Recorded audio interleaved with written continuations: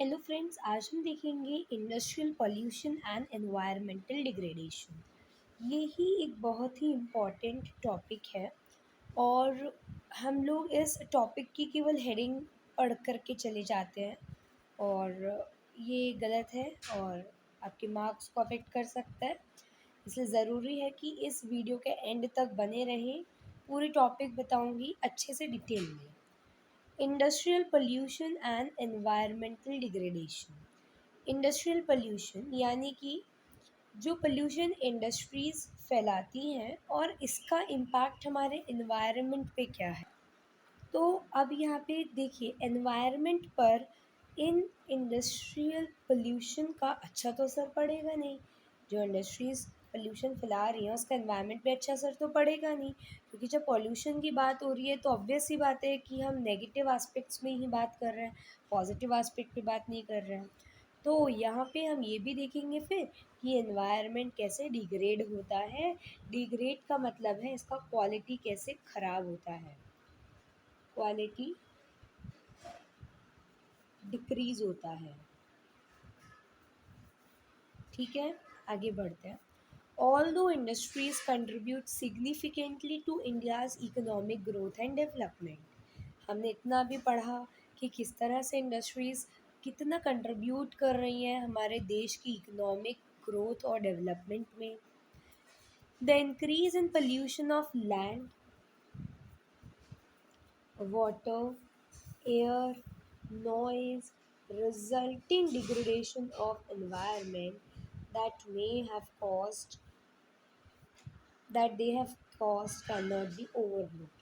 तो ठीक है, एक एस्पेक्ट जब हम बात करते हैं ना, growth of economy, the development in economy of India, then it's very good, industries are very good in that aspect, but other aspect, that is your environmental aspect, तो land pollution, water pollution, air pollution, noise pollution और environmental degradation जो industries ने किया है उसे हम overlook नहीं कर सकते, नज़रअंदाज नहीं कर सकते कि हाँ भाई, इकोनॉमिक डेवलपमेंट और इकोनॉमिक ग्रोथ अच्छा कर रही है ना, तो ये क्यों हम देखें। ये गलत बात है, इसको भी देखना पड़ेगा। क्यों देखना पड़ेगा? क्योंकि ये जो चीज़ें हैं, नेचर जो है, एनवायरनमेंट जो है, अगर ये इम्बैलेंस होता है, इकोसिस्टम इम्बैलेंस हो जाता है और हमारी लाइफ इम्बैलेंस हो जाती है, it is a threat to life. यहाँ पे लिख लो, it is a threat to life, threat to life. ठीक है। Industries are responsible for 4 types of pollution.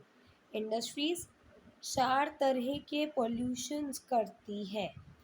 Air pollution, water pollution, land pollution, noise pollution. Air pollution, water pollution, land pollution और noise pollution. ठीक है, हम समझ गए। अब बच्चों, आप थोड़ा ये समझो कि हम इस वीडियो में ना इन सभी जो पोल्यूशंस कॉज कर रही है इंडस्ट्रीज़, उनको कैसे पढ़ेंगे। देखो, एयर पोल्यूशन तो एज इट इज़ हम पढ़ेंगे, कोई दिक्कत नहीं है इस बात में। तो फिर हम पढ़ेंगे वाटर पोल्यूशन।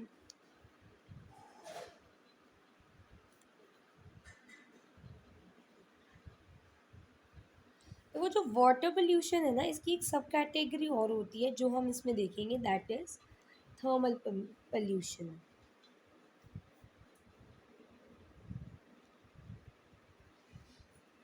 फिर हम लैंड पोल्यूशन को वाटर पोल्यूशन से रिलेट करके देखेंगे, लैंड पोल्यूशन को वाटर पोल्यूशन से रिलेट करके देखेंगे। ठीक है, तो लैंड और वाटर को हम साथ साथ करके देखेंगे, ये इम्पॉर्टेंट है। फिर हम देखेंगे नॉइज़ पोल्यूशन।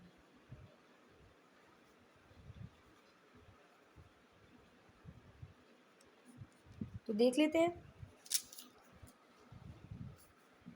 अब सबसे पहले शुरू करते हैं हम एयर पोल्यूशन से।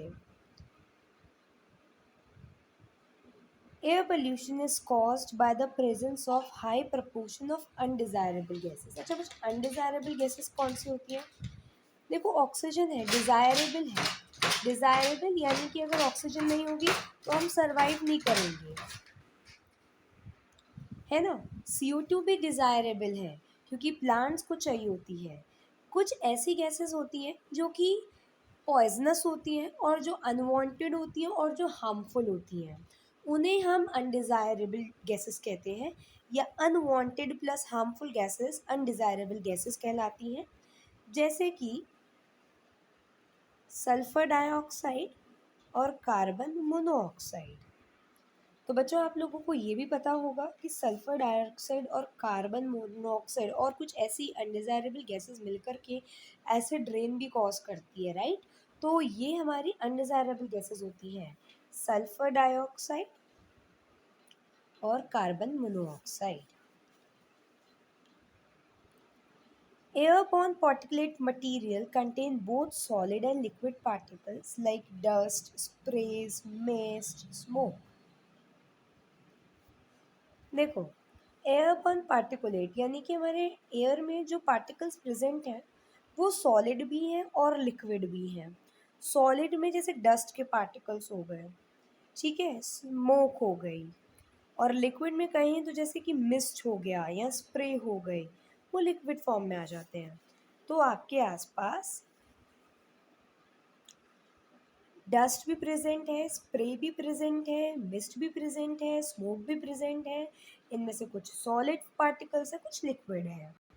अब आपको यहाँ पे बताया है कि स्मोक कैसे एमिट होती है, कहाँ से एमिट होती है, यानी एमिट मतलब निकलती है, फैक्ट्री से निकलती है।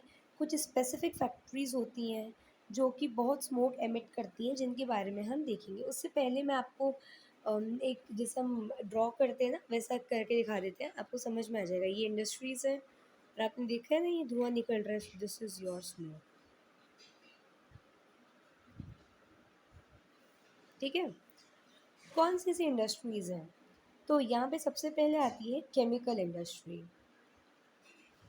फिर आती है पेपर फैक्ट्री, फिर आते हैं ब्रिक किल्न्स, फिर रिफाइनरीज और स्मेल्टिंग प्लांट्स, या फिर वो फैक्ट्रीज जहाँ पे फॉसिल फ्यूल्स को बर्न किया जाता है। तो ये सभी जो फैक्ट्रीज़ हैं ना, ये बहुत ज़्यादा स्मोक एमिट करती हैं। अगर आपको याद नहीं होगा तो मैं आपके लिए ये लिख भी देती हूँ। तो मैं उम्मीद करती हूँ कि आपको इतना याद हुआ हो कि कौन कौन सी इंडस्ट्रीज़ हैं जो बहुत ज़्यादा क्या प्रोड्यूस कर रही हैं, आपका स्मोक प्रोड्यूस कर रही हैं, ठीक है। Chemical, paper, brick kilns, factories, sorry refineries, smelting plant हो गए, फिर burning of fossil fuels in big and small factories, ये सभी जो हैं ये क्या कर रही हैं, ये एयर पोल्यूशन कॉज कर रही हैं। Toxic gas leaks can be hazardous, hazardous मतलब हार्मफुल हो सकते हैं। टॉक्सिक गैस लीक, टॉक्सिक जहरीली गैस जब लीक हो जाती है ना तो वो बहुत हिजार्डियस रहती हैं। भोपाल गैस ट्रेजेडी, जो भोपाल गैस ट्रेजेडी हुई थी, ना भूलो, हमेशा याद रखो। और इसमें एक टॉक्सिक गैस रिलीज़ हुई थी, उस गैस का आप लोग अगर नाम बता सकते हैं तो बहुत अच्छी बात है। और किस साल में हुई थी ये भी आप बताएंगे कमेंट सेक्शन में, ठीक है। Air pollution adversely affects the human health. Respiratory syndromes सुने होंगे आपने, वो सब इसकी वजह से, एयर पोल्यूशन की वजह से होते हैं। एनिमल्स में भी बहुत सारे आजकल आपको रेस्पिरेटरी सिंड्रोम्स दिखेंगे। प्लांट्स, एयर पोल्यूशन की वजह से जो प्लांट्स हैं वो मर जाते हैं, मुरझा जाते हैं। बिल्डिंग्स आपको दिखेंगी जहाँ पे आपने देखा होगा कि आपके घर में, मैं एग्जांपल देती हूँ आपको समझ आएगा।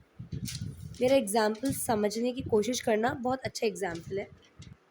आप लोगों के घर में जो चिमनियाँ होती हैं, चिमनी नहीं, चलो ऐसे समझो, आपके घर में जब मम्मी खाना बनाती हैं तो धुआं निकलता है, धुआं, और वो जो टाइल्स लगी होती है ना, या वॉल्स होती हैं, वॉल्स में जो टाइल्स लगी रहती है, या जो आपकी किचन की रूफ होती है, उस पर काला काला जमा कर देता है। तो आपने देखा होगा धुआं निकल रहा है, और आपकी जो किचन की छत है, किचन की रूफ है, उस पर ब्लैकिशनेस आ जाती है। पता है ये क्यों आती है? This is because of the gases which is getting release, like CO2 release हो रही है। सो वो क्या कर रही है, ऊपर जाके जम रही है, ब्यूटी खराब कर रही है आपके घर के किचन की, देखा होगा आपने, है ना। तो ऐसा ही होता है कि बिल्डिंग्स में भी जो गैसेस हैं, ये जैसे बिल्डिंग्स अलग अलग तरह के मेटल्स की बनी होती हैं, अलग अलग तरह के स्टोन्स की बनी होती हैं। तो जो ये गैसेस हैं ये रिएक्ट कर जाती हैं इन स्टोन से जिनसे बिल्डिंग्स बनी हैं, और उससे रिएक्शन करने के बाद ये बिल्डिंग के स्टोन को कोरोड करती हैं। तो लिख लो, जो गैसेस होती हैं क्या करती हैं, कोरोड करती हैं किसको, स्टोन्स को, जिनसे आपकी जो बिल्डिंग्स है वो बनी होती है। गैसेस कोरोड करती है उन स्टोन्स को जिनसे आपकी बिल्डिंग बनी होती है। उम्मीद करती हूँ इतना क्लियर हुआ हो। वाटर पोल्यूशन देखते हैं। Is caused by organic and inorganic industrial waste and effluence discharge into river. कोई फैक्ट्री थी, फैक्ट्री ए, अब इस फैक्ट्री ने अपनी प्रोडक्शन कर ली, फिर जो वेस्ट वाटर बचा इसने एज इट इज़ क्या किया, किसी रिवर में डिस्चार्ज कर दिया। अब जो रिवर में ये पानी जाएगा, जो कि गंदा पानी है, रिवर के क्लीन वाटर से ये गंदा पानी मिक्स होगा, रिवर में रह रहे ऑर्गेनिजम्स को अफेक्ट करेगा, और साथ ही में ये जो फ्रेश वाटर है उसको पल्यूट करेगा। So water pollution is caused by organic and inorganic industrial waste. Water pollution दोनों तरह की इंडस्ट्रीज़, जो ऑर्गेनिक इंडस्ट्रीज़ होती हैं, यानी कि वो इंडस्ट्रीज़ जो कि पेट्रोकेमिकल को यूज़ करती हैं अपनी प्रोडक्शन के लिए, और इनऑर्गेनिक इंडस्ट्रीज़ जहाँ पे सल्फ्यूरिक एसिड और नाइट्रिक एसिड और ये आपका जो कास्टिक सोडा है, या जो आपका नाइट्रिक एसिड है, ये सारी जो बना रही होती है ना, इनको हम इनऑर्गेनिक इंडस्ट्रीज़ कहते हैं। सो ऑर्गेनिक इंडस्ट्रीज़ और इनऑर्गेनिक इंडस्ट्रीज़ ये सभी जो हैं कंट्रीब्यूट कर रही हैं वाटर पोल्यूशन में। ठीक है, ये क्या करती हैं, जो वेस्ट और एफ्लुएंट यानी कि जो पोल्यूटेड वाटर है उसको डिस्चार्ज कर देती हैं हमारे रिवर्स में। द मेन कल्प्रिट, जो मेन कल्प्रिट है, जो मेन योगदान दे रहा है इस वाटर पोल्यूशन में, ठीक है, वो है आपकी paper, pulp, chemical, textile, dyeing, petroleum refineries, tanneries and electroplating industries. तो पेपर इंडस्ट्री है, पल्प इंडस्ट्री है, केमिकल इंडस्ट्री है, टेक्सटाइल इंडस्ट्री है, डाइंग इंडस्ट्री है जो डाइज बनाती है, पेट्रोलियम रिफाइनरीज हैं, टेनरीज हैं, इलेक्ट्रोप्लेटिंग इंडस्ट्रीज़ हैं। ये सभी क्या कर रही हैं, वाटर पोल्यूशन में कंट्रीब्यूट कर रही हैं। ये क्या करती हैं इंडस्ट्रीज़, जो कि डाई बना रही हैं या डिटर्जेंट बना रही हैं, कोई कोई एसिड बना रही है, कोई किसी तरीके का सॉल्ट बना रही है, या हैवी मेटल बना रही है। ठीक है, हैवी मेटल में आपके lead and mercury, pesticides, fertilizers, synthetic chemicals. ठीक है, अब इन सभी चीज़ों में क्या रहता है, कार्बन रहता है, प्लास्टिक रहता है, रबर रहता है। तो ये सब पानी में डाल दिया जाता है। फ्लाई ऐश या फिर फॉस्फो जिप्सम, जो फॉस्फो जिप्सम है, या जो आयरन स्टील स्लैग है, ये आपका सॉलिड वेस्ट होता है। अगर आपको ये समझ नहीं आया ना, तो मैं आपके लिए ये अब अच्छे से बता दूँ। जो आपकी वाटर पोल्यूशन कॉज कर रही है ना, उनके बारे में लिखना है। जो वाटर पोल्यूशन कॉज कर रही है, तो वो हम लिख सकते हैं, बहुत आराम से लिख सकते हैं, कन्फ्यूजन नहीं क्रिएट करना। देखो, पेपर इंडस्ट्री आ जाती है, पल्प इंडस्ट्री आ जाती है, रिफाइनरीज आ जाती है, उसके बाद आपकी जो, और रिफाइनरीज भी स्पेसिफिकली पेट्रोलियम की, ठीक है, पेट्रोलियम रिफाइनरीज आ जाती हैं, और इलेक्ट्रोप्लेटिंग इंडस्ट्रीज आ जाती हैं।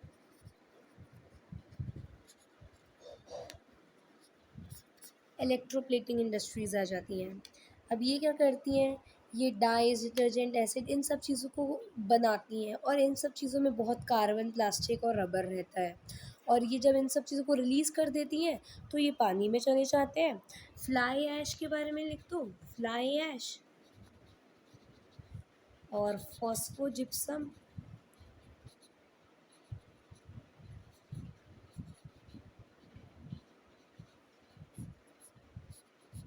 फ्लाई ऐश और फॉस्फोजिप्सम जो है, और आयरन स्लैग जो है, iron and steel slag, slag होता है वेस्ट जो बच जाता है ना, वो सभी सॉलिड वेस्ट कहलाते हैं और ये भी आपके पानी में रिलीज हो जाते हैं। उम्मीद करती हूँ आपको वाटर पोल्यूशन अच्छे से आ गया हो, रीड करना एक बार और क्लियर हो जाएगा। थर्मल पॉल्यूशन, थर्मल पॉल्यूशन भी वाटर पोल्यूशन ही है, लेकिन इसमें क्या है कि आप पानी जो डाल रहे हो ना रिवर्स में, वो गर्म होगा, वो गर्म पानी होगा। और ये कहाँ से आएगा? ये जैसे आपकी nuclear and weapon production plants जो लगे होते हैं, यानी कि वो प्लांट्स या वो फैक्ट्रीज जो न्यूक्लियर एंड वेपन प्रोडक्शन कर रहे हैं। न्यूक्लियर और वेपन प्रोडक्शन के बारे में आपको बहुत अच्छे से मैं अगली वीडियो में बताऊंगी, बस ये ध्यान रखना। न्यूक्लियर प्रोडक्शन, इसमें जैसे आपने परमाणु बम सुना है ना, तो वही चीज़ है। और वेपन प्रोडक्शन, जो वेपन्स बनाते हैं अपन।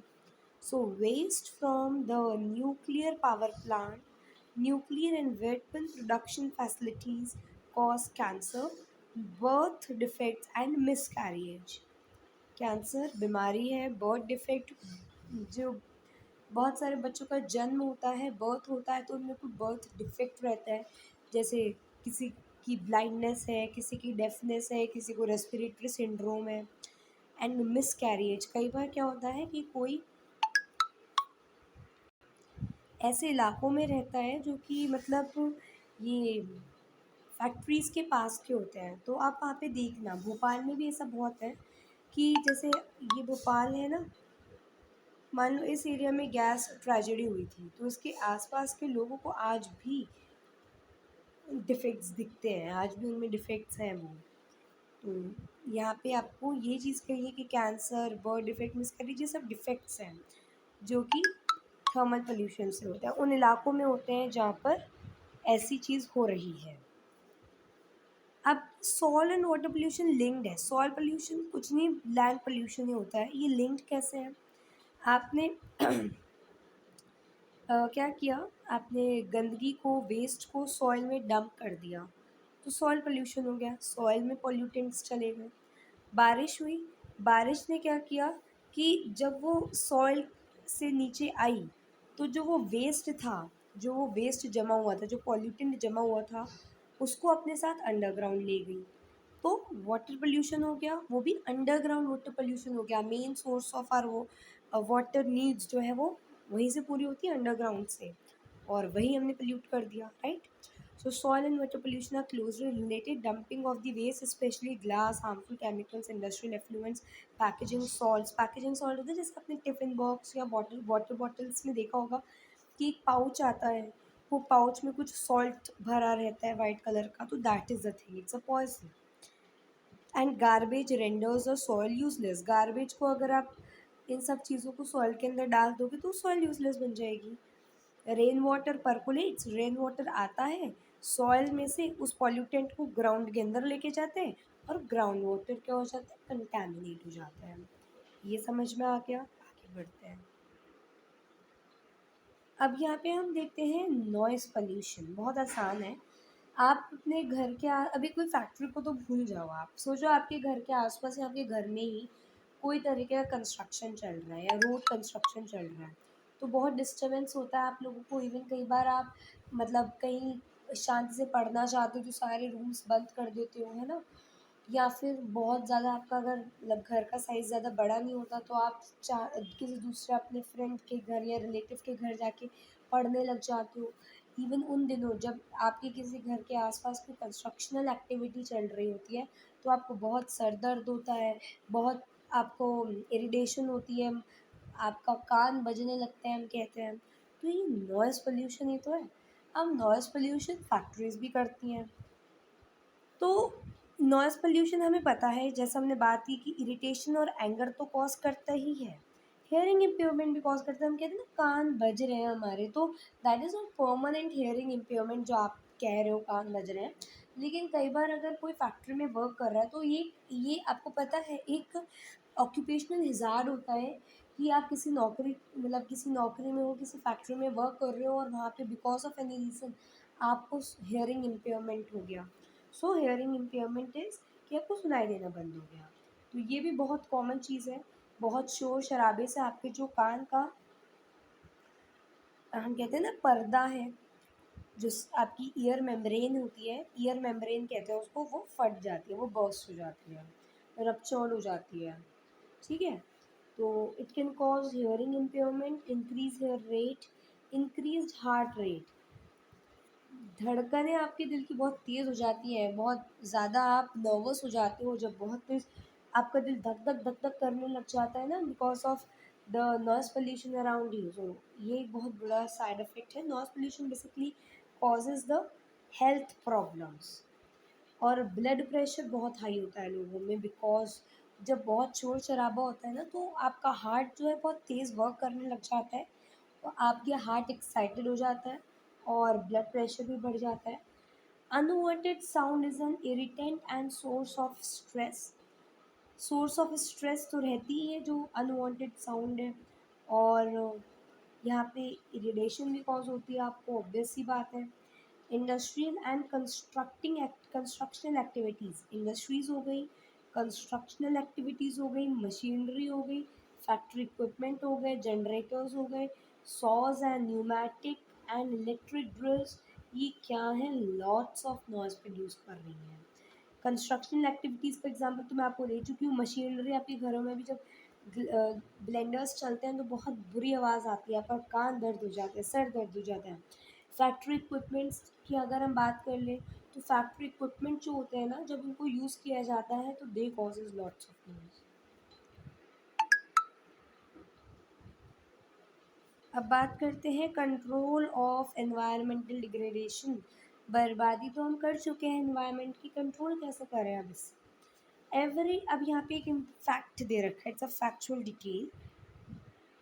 तो यहाँ पे आपको यही बताया जा रहा है कि अगर आप 1 लीटर वेस्ट वाटर लो, तो वो अपने से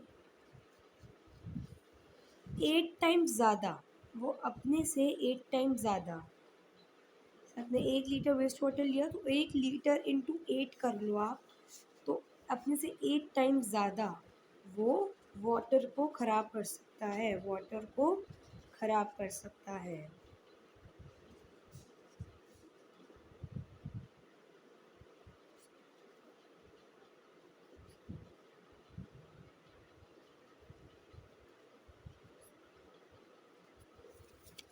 तो अगर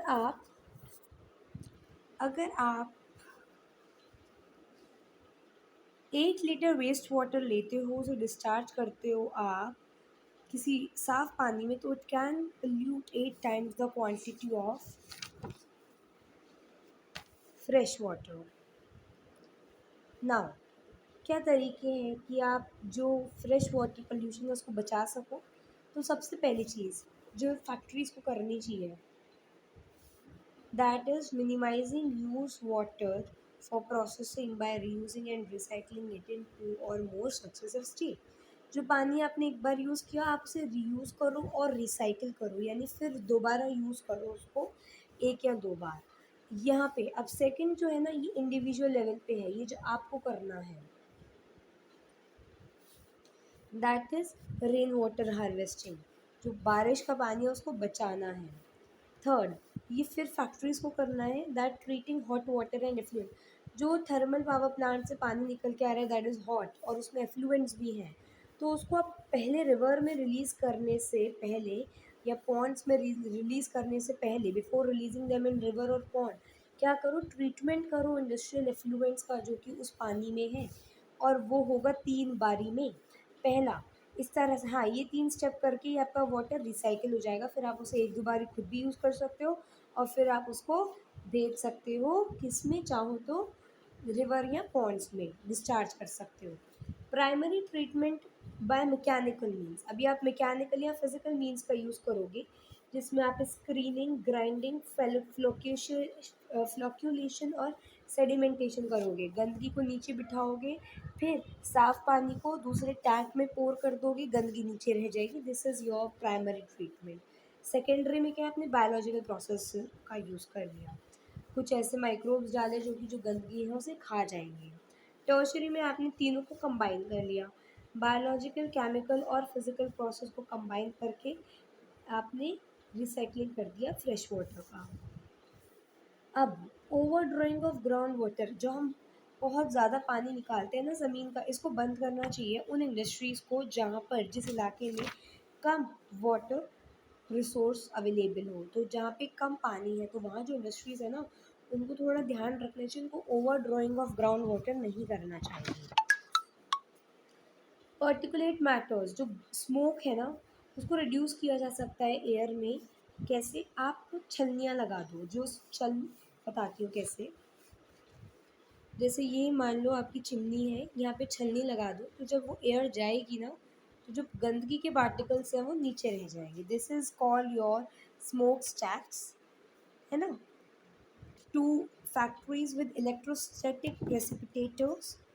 देन आप फैब्रिक फिल्टर्स का यूज़ करो। यहाँ पे जैसे मैंने छलनी लगाई है, आप कोई कपड़ा लगा दो तो वो फैब्रिक फिल्टर हो जाएगा।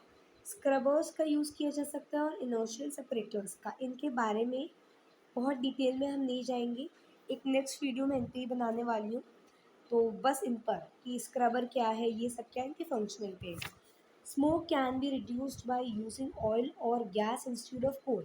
आपके घर में आपने गर्मियों में देखा होगा, अपन सर्दियों में कोयला जलाते हैं, कितना पॉल्यूशन होता है, राइट। लेकिन घर में हर दिन गैस चूल्हा तो जलता है, पर उसमें इतना पॉल्यूशन नहीं होता। That means oil and gas come polluting होती है, कोयला ज़्यादा पॉल्यूटिंग होता है, इसलिए हमें कोयले की वजह ऑयल और गैस यूज़ करना चाहिए।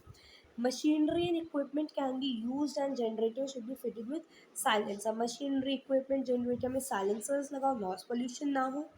मशीनरी हो गई, उनको इस तरह से डिज़ाइन करो कि कम नॉइज़ मचाएंगे और अच्छा काम करें। Noise absorbing materials like may be used apart from personal use of earplugs and earphones। जो ऐसी फैक्ट्रीज में काम करते हैं ना, जहाँ पे बहुत ज़्यादा नॉइस पोल्यूशन होता है, तो वहाँ के लोगों को ईयरप्लग्स या ईयरफोन्स दिए जाते हैं। अब वो उन लोगों के लिए तो ठीक है, लेकिन जो बाहर सोसाइटी में, जिस सोसाइटी में वो फैक्ट्री है, तो वहाँ पे जो लोग रह रहे हैं उन्हें बहुत परेशानी आती है। तो मशीन्स ऐसी होनी चाहिए, या ऐसे नॉइज़ अब्जॉर्बिंग मटेरियल्स से फैक्ट्रीज बननी चाहिए कि लोगों को भी परेशानी ना आए जो कि सोसाइटी में रह रहे हैं। ठीक है। एनटीपीसी इसको हम बाद में कर लेंगे, जब हम इनके साथ इनको देखेंगे ना, स्क्रबर वगैरह को, तब। Thank you.